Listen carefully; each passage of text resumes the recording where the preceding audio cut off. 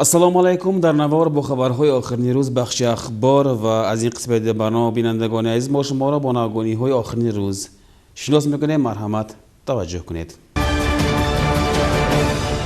سوداگری در ثروتمند شدن انسان و در بای شدن هر یک آدم واسطه خوب حیاتی است، ولی انسان نیز میتواند با راه‌های گوناگون ناپاک نیز یعنی در سودا صاحب مال و دولت شود. این باشد سودای آدم است که امروز به وبای عصرمان مبادل گشته است و امروز روزی 30 ایول روز عمومی جهانی مبارزه ضد سودای آدم قید کرده می شود و بخشیده به همه این سنه در ناحیه ما نیز تدبیر شده گذشت. حالا در این باره میتوان گفت که سالهای آخر سودای آدم تمام دنیا را به تشویش می آورد. یکی از معماهای مهمترین عمومی جهانی به شمار می رود که تمام مملکت‌های عالم امروزها علیه آن سخت مبارزه برده ایستادند. آدمانی زود باور و ساده را برای مکر و فریب تابع خود ساخته به خارج می فروشند و آنها در آنجا همچون غلام خدمت ناکسان و گروه های جنایی را می کنند. قدر انسان از هر چیز بالاست و حکومت ازبکستان نمی گذارد که این قدر پایمال یابد. از این خاطر در قطار دیگر مملکت های عالم ازبکستان نیز بر ضد این علت ناپاک و وحشیانه سخت مبارزه می برد و طوری که توسط وسایل اخبار عموم آگاه هستید چنین حالت ها معین کرده شده و هموطنان بدام آدم فروشان افتیده ما به وطن برگردانیده شدند. خوش برای گرفتن پیش راه سودای آدم چی باید کرد؟ به اندیشه ما پیش از همه آگاهی طلب کرده می شود. به سخنان خوب و خوش هر کی زود باور نکرده باید احتیاطکارانه قدم گذاشت. در محله و گذر، کوچه و جایهای جمعیتی در این خصوص کارهای ترغیباتی را افزودن موافق مقصد است. به همین خاطر اتفاق جوانان ناحیه با همکاری شعبه کارهای داخلی و مرکز معنویات ناحیه امروز عکسی ترغیباتی تحت شعار ما ضد سودای آدم هستیم را گذرانید. به منزل‌های سیر آدم رفته ورقه‌های ترغیباتی تقسیم کرده شد. من به مناسبت 30 ایول در تمام گوشه کنار دیارمان عموما در تمام کره زمین مبارزه با ضد سودای آدم اکسیا گذرانده شده است. من امروز با همکاری کارهای داخلی ناحیه معنویات ناحیه و البته اتفاق جوانان ناحیه سوخ من امروز همکاری کرده همین اکسیا گذرانده ایستاده. من در کوچه ها، در اهالی گوجون بودگی جای ها، خصوصا در آشخانه ها و البته در همین ماشین ها همین اکسیا گذرانده. مقصد ما البته همین آدم فروشی، سودای آدم فروشی کم کردن، از همین راه دیر شدن. در دام عکسیه به مردم فهمانیده شد که برای جستجوی کار به خارج رفتن شهروندان ازبکستان در رسپوبلیک مان قاعده و ترتیب‌ها جاری کرده شده است و این در گرفتن پیش راه سودای آدم عامل مهم می‌گردد، زیرا آدمان اکثر وقت به دام این علت هنگامی می‌افتند که به خارج خودسرانه با راه ناقانونی می‌روند. هموطنان عزیز، به قدر حیات، به قدر تنجی و آسایشتگی، صلح و امنیت باید رسیم. همیشه آگاه باشیم. یک جایه بر ضد سودای آدم مبارزه بریم و به تقدیر نزدیکان و هموطنانمان بی فرق نباشیم. آگاه باشید هموطنان عزیز. میدونیم که همه سال جشن استقلالت وطنمان با شعارهای گوناگون قید کرده می شود و در همین شعارها مضمون، ماهیت و قدر و منزلت عید استقلالیت انعکاس خود را می‌یابد. امسال با استقلالیت وطنمان 28 سال پر می شود و امروزها در ناحیه مان چون در تمام رسپوبلیک تیاری به این عید در اوج است. امسال جشن عید 28 سالگی استقلالیت تحت شعار جاویدان امان باش جان ازبکستان قید کرده می شود و به همین شعار زیبای عید استقلالیت تکیه کرده خلق ما در راه آبادی وطن حصه می‌گذارند، در راه رشد ترقی ساحه‌ها سهم میگیرند و البته به عید استقلالیت تیاری میبینند. جاویدان امان باش جان ازبکستان. امسال عید 28 سالگی استقلالیت کشور عزیزمان تحت همین شعار وطندوستانه قید کرده خواهد شد. واقعا به هر مناسب پیشواز گرفتن این صحنه تاریخی وطنمان در مقیاس رسپوبلیک کارهای وسیع مقیاس علاقه به هر اجرا آغاز یافتند و همگان به این عید از همه عزیز خلقمان تیاری خوب و پخته میبینند. گفتن ممکن است در آستانه عید وطن در ناحیه زیبا منظره ما در سمت آبادی بسیار کارهای نظررس عملی کرده شدند. آبادی محله ها، ساختمان و بنیادکاری ها امروز سیمای ناحیه ما را باز هم زیباتر می‌گرداند. قید کردن جایز است که امروز کارهای آبادانی از محله چشمه سر کرده تا حدود کنارترین ناحیه جمعیت روندان محله غزنو طول کشیده است. همواره این روزها در هر گوشه و کنار اهل سوق طریق حشر نیز وطن آباد میکنند. تعمیر و ریکنستروکسیا کرده شدن انشاءالله ساحه اجتماعی باشد، دوام منطقی کارهای آبادی و آبادان در مقیاس ناحیه به حساب می رود. امروز بینای شعبه مدنیتی ناحیه نیز سیمای زیبایی به خود گرفته است. تحت جانبداری حکومت و مبلغ گذاری از طرف دولت این ماوای فرهنگی ناحیه پورا از نو تعمیر کرده شد. مدنیت به معنای تامش قیافه خلق ما و قیافه جمعیت ما به حساب می رود. این سخنان پرزیدنتمان شوکت میرمان یوزف امروز تا رفت به حیاتمان عمیقاً و چقورتر تطبیق می گردد و به حیدری است که امروز از طرف خود صدر دولتمان به رشد فرهنگ و صنعت مدنیت و عموما ساحه زیبایی دقت و اعتبار کامل داده می شود، زیرا که زیبایی نجات دهنده عالم است و برای مثال فرهنگ و مدنیت ملت همان ملت را در مقیاس جهان صاحب آبرو و نفوذ می‌گرداند و تشبث یکم پرزیدنتمان هم به همین نگران شده است، رشد صنعت و به این ساحه جلب ساختن جوانان و امروز بهر اجرای همین 5 تشبث در رسولی که ما بسیار کارها برده می شود و امروز در ناحیه سوق بخشیده به 28 سالگی اصلاح وطن تیارت ایستاده است و ما این را در سیمای کارمندان شعبه مدنیت ناحیه می‌بینیم. چون شعبه مدنیت و معمولا خانه مدنیت میگوییم، پیش نظر حتما سرود و حافظان پدید می آیند. به عید 28 سالگی استقلالیت صنعتکاران ما در خانه مدنیت امروز یک جای آمادگی میبینند و ما آنها را حین تیار کردن سرود کلاسیکی دریافتیم.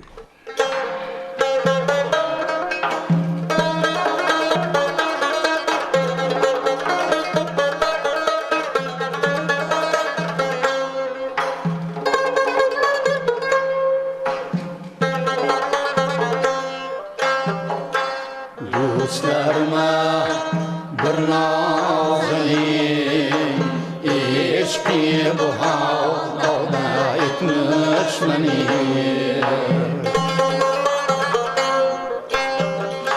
Zülfü sevda olsun Ali, kalbimde dağda etmiş beni.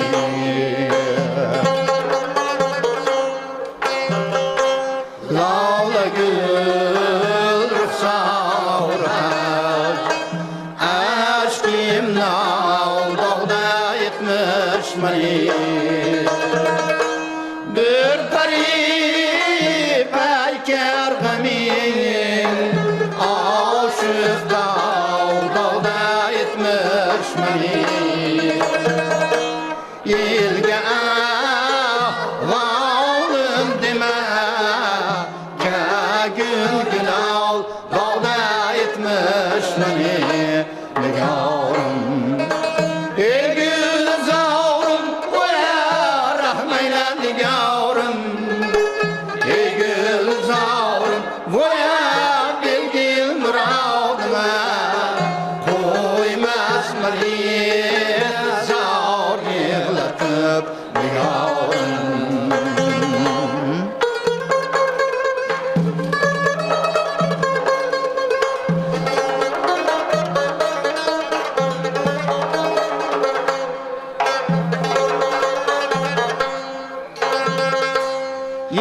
İşkiyet görüşmenin diktir benim bu erkekim.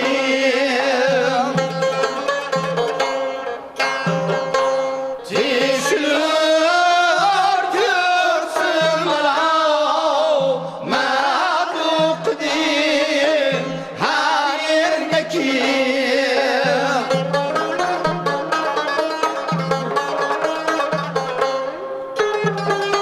Yok macanım duyma, ömrüm didayırgekim. Bir hava, bir yüzlü tav, kür gülseler dağda ürbergekim.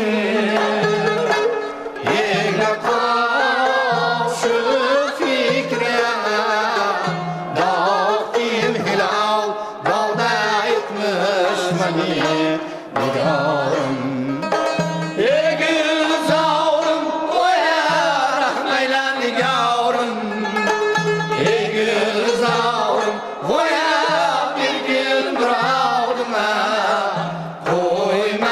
بلی زار گردت ها، هر یک سرود، هر یک ترانه به خود خاص جاذبه دارد که انسان را سوی خود میکشد. امروز در قطار صنعتکاران ناحیه به عید استقلالیت گلغنچه‌های صنعت نیز آمادگی به خود خاص ببینند. تحت سروری استادان خود سرودی ازبکستان را تیار میکنند.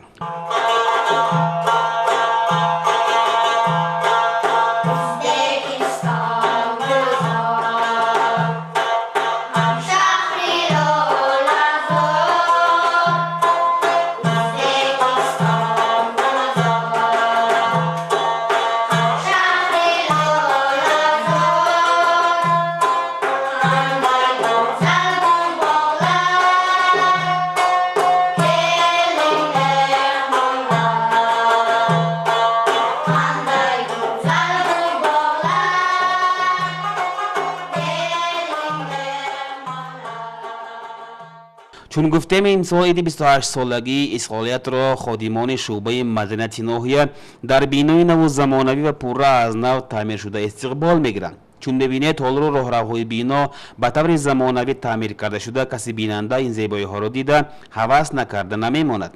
همین باعث هم امروز در سمت‌های استواری 5 تشبوس سرور دولتمان مدنیت و صنعت مقام اولین را اشغال نکرده است. امروزها در شعبه مدنیت ما همه کارگرها به مستقلی ازبکستان تیاری سر کردیم و تیارگی رفته ایستاده است. خدا خواهد به مستقلی یک سرود نو تیار به خلق نمایش میدیم، پیشکش مینماییم. انا همین طور صنعتکاران ما نیز در قطار اکثریت اهل ناحیه به عید 28 سالگی استقلالیت تیاری به خود خاص میبینند. به هر خوب و خوش استقبال گرفتن این عید اعظم عزیز و اعظم بزرگ خلقمان کمر همت را گفتن ممکن است محکم بستند.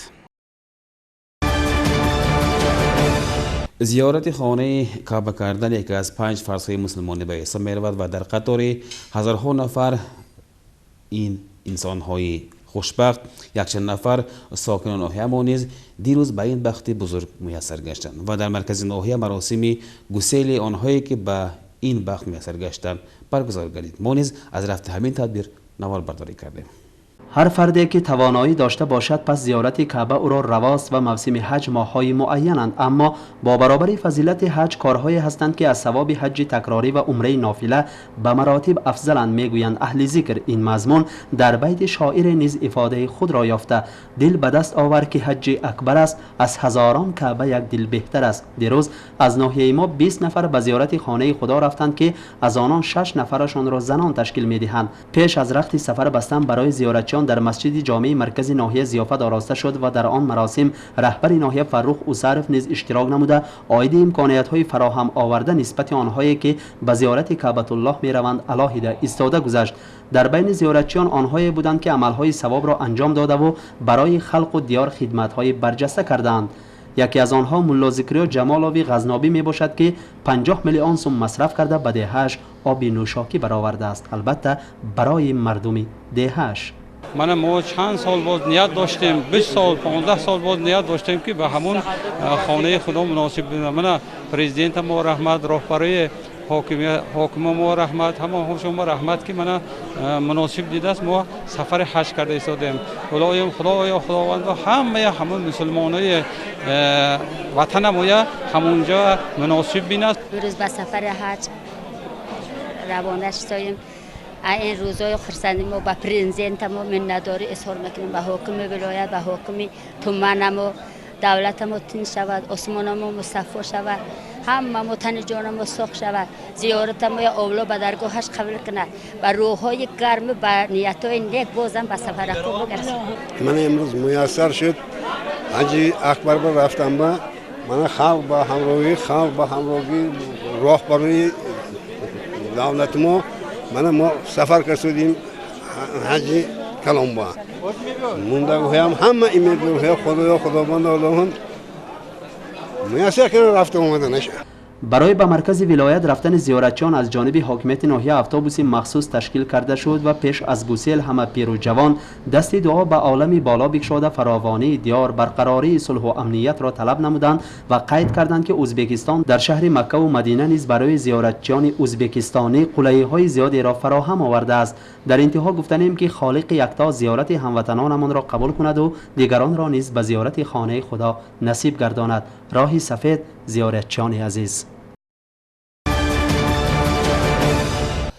انسان‌ها پیشتر برای حل معمای خود در این یا آن اداره می رفتند و از رهبران مدد می جستند و بسیار وقت ناامید به قفا برمیگشتند. ولی سیاست عادلانه و عاقلانه سرور دولت امروز تقاضا می‌کند که خود رهبران نزد ما آیند و در حل معما و مشکلاتمان کمک عملی خود را رسانند و بخشیده به همین به عمل تطبیق کردن تعامل حیاتی امروز اداره‌های دولتی به خلق باید خدمت کنند. رهبرانمان حسی خود را داشته می‌آیند و به همین خاطر در محله‌های ناحیه‌مان همه روزه قبول‌های سیاره حاکم ناحیه شده می‌گذرد. این دفعه حاکم ناحیه با همراهی متصدیان در جمع شهروندان محله‌ای تغییر شد.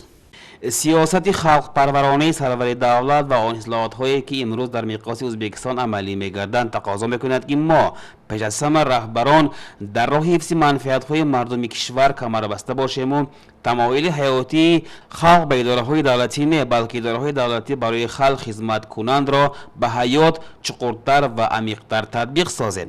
باید گفت که در این سمت در ناحیه ما کارهای نظررس کرده می‌شود. تشکیل و گذراندن قبول‌های سیار که امروز تقاضای حیات میباشد در حدودها گفته‌های ما را اثبات میکنند فکرهای ما را فقط در بابت برگزار کردن قبول‌های سیار و گفتن میتوانیم که نتیجه های قبول‌های سیار کس را آنقدر خرسند نمیکند چون که بعضی معما و مشکلات خیلی که بود همان گونه حل نشده میماند. چون که در قبول‌های قبلی نیز بعضی از معماها به رهبران رسانیده شده بود از جانب خلق. پیشتر این گونه قبول‌ها به واسطه با اشتراک حاکم فقط در سکتور خودی حاکم ناحیه حدود جمع شهروندان محله‌های صاحب کار شده می‌گذشتند. اینک قریب یک ماه می‌شود که قبول‌های سیار با اشتراک حاکم در همه سکتورها برگزار شده استادند. این گونه قبول‌های سیار با تشبث قبولخانه خلقی پرزیدنت ریاست ازبکستان در ناحیه سوخ شده می‌گذرد. باید قید نمود که این قبیل قبول‌های سیار نتیجه ناک شدنشان لازم است. اگر نتیجه نباشد گذراندن این قبیل قبول‌ها عموما لازم نیست. امروز درجه معنویات خلق ما جهانبینی آنان دانش‌های حقوقی و سیاسی مردم بالا رفته است. بعضی از اهالی بجای با باور نگریستن به این قبول‌ها نگاه ناباورانه می‌کنند گویا می‌دانند که معماها و مشکلاتشان این دفعه نیز حل نمی‌گردد.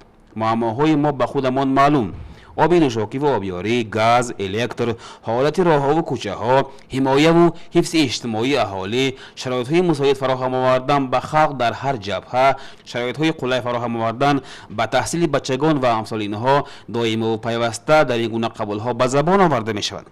در قبول سیار جمع شهروندان محله ققر نیز این معماها گفته شدن از جانب اهالی به حاکم و دیگر شخصان متصدی. همگان میدانند و این پوشیده نیست که معمای اساسی این حدود معما و مشکلات نبودن و نرسیدن آب نوشاکی و آبیاری می باشد. موافق معلوماتی به ما رسیده ماشین آبکشانی که از جانب حاکمیت ولایت به سوخ اهدا شده بود امروز در این حدود اندک کم نما شده مانده است. ساعتها نوبت پاییدن و دور و دراز ایستادن اهالی به خصوص زنان این محله را دیده حیران نشوید. آنها برای خواجگی خود نوبتی آب میپایند. اگر تامینات آب نوشاکی در محله به مجرای معتدل درآید در این حدود حساب کنید که معما و مشکلات کلان نمیماند. تنقیصی نرسیدن گاز طبیعی، دسترس کردن انگیزسنگ به محله در فصل سرما، خوب کردن حالتهای کوچه و گذرها، عوض کردن سیمچوب‌های تامینات قوه برقی با زمانویش، حل کردن معماهای نرسیدن صنفخانه‌ها در مکتب‌ها، خوب براه ماندن فعالیت یاری تجلیل طبی البته در اساس دستور و یا دخالت حاکمیت ناحیه و تشریح متصدی حل کرده می‌شود. این را همگان می‌دانند، هم خلق می‌داند و هم رهبران. میباید ما امروز در هر حدود عایدی از بین برداشتن معمای آبیاری و نوشاکی معینه آب کنیم. نرسیدن آب در هر حدود امروز جای دارد. از این مردم نیز به کوچه سربست درآمده ماندند. و دردی خود را در صفحه‌های شبکه‌های اجتماعی جای می‌کنند. برای مثال در شبکه اجتماعی فیسبوک استفاده کننده دائمی این سایت ظاهر سلطان صورت‌های را از حالت امروزه پالیز ساکنان مسیب سیمادان دمرصد گذاشته است که در حقیقت با دیدن حالت این میدان پالیز رحمتان می‌آید. سبب نبودن و نرسیدن آب.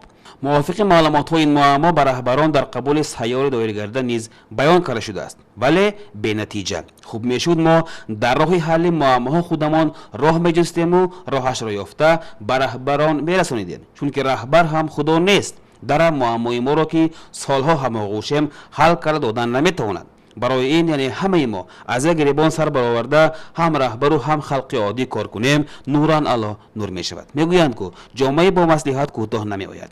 معمای ما را ما خودمان باید حل کنیم با فکر و معنی تازه و رفتاری باادبانه، وگرنه هر یک کس فکر دارد و آن را میتواند آزادانه بیان سازد، لیکن هر چیز با معیار و در اساس معیار میشد خوب میشد. امید میکنیم که به هنگام تشکیل قبول‌های سیار تشکیلاتگران همین جهت‌های نازک مسئله ها را به اینابت میگیرند. ورزش از ساحه‌هایی است که در آبرو و نفوذ پیدا کردن مملکت در عرصه جهان بسیار اهمیت کلان دارد و یک واسطه مهمترین صاحب آبرو شدن مملکت در عرصه عمومی جهانی به حساب می‌رود و بسیار خوشبختی است که در ناحیه ما نیز این ساحه روز تا روز رشد می‌یابد و ترقی یافته ساده است و عمل کردن محفل‌های گوناگون ورزشی گفته‌های بالایی ما را اثبات می‌کند و ما حال درباره فعالیت امروزه محفل ورزشی کاراته برایتان نقل می‌کنیم. ورزش ساحه‌ای است که آبرو و نفوذ دولت و مملکت را در عرصه عمومی جهانی بالا و بلند می‌بردارد. از یک جهت رشد و ترقی و پیشروی مملکت بلند شدن نفوذ آن در مقیاس دنیا به ورزش و نمایندگان این ساحه وابستگی قوی دارد. همین چیز مهم را به خوبی درک کرده امروز از جانب خود سروری دولتمان ساحه مذکور رو به ترقی می نهد، مخصوصا ساحه ورزش بچگانه. عمل نمودن خزینه رشد ورزش بچگانه مملکت نیز گفته‌های بالایی ما را اثبات می سازد. قابل قید نمودن است که از غمخواری های حکومت و خود سرور دولت رو توان گرفتن نمایندگان ساحه مذکور در ناحیه ما نیز بهر رشد ورزش در سوق مرز حصه ارزنده خود را میگذارند و گذاشته ایستادند. ما امروز نام یک چند نفر ورزشگران جوان را میدانیم که با مهارت و قوه خود آبرو و نفوذ سوق عزیز را در میدانهای ولایت رسولیکا بالا میبردارند. البته آنها همه افتخار و مایه فخر و غرور ما به حساب میروند، چون میدانید در ناحیه ما نیز مکتب ورزشی عمل میکنند و در این مکتب صدها نفر ورزشگران جوان زیر استادی مربیان و متخصصان صاحب ملکه به ورزش آشنایی پیدا میکنند. در ترکیب اتفاق جوانان ناحیه نیز مرکز حرکت‌های اجتماعی جوان عمل میکند و در این مرکز محفل‌های گوناگون عمل میکنند و یکی از محفل‌های این مرکز محفل پاسبانان جوان میباشد. به محفل مذکور متخصص صاحب ملکه استاد ورزش ویکتور مقدسف سروری میکند و در این محفل امروز ده‌ها نفر نوارسان جوانان دختران و پسران سیر و اسرار محاربه شرقانه کاراته را میآموزند. اشتراک این جوانان و نوارسان در مسابقه‌های ولایتی و رسولیکوی چون گفتیم نظررس است. به قریبی نیز این ورزشگران در مسابقه کاراته که در مرکز ولایت ما شهر فرغانه دایر میگردد اشتراک میکنند. در این مسابقه ولایتی از ناحیه ما 35 نفر ورزشگران اشتراک میکنند. باید گفت که در اساس 5 تشبوس سروری دولت امروز ساحه ورزش نیز رو به انکشاف می نهد و موافق گفته‌های صدر محفل کاراته ویکتور مقدسف امروز شاگردان و مسابقه ولایتی آمادگی میبینند. از روی طایفه ها باشد علاقه نام بهترین ها انیق کرده شدند.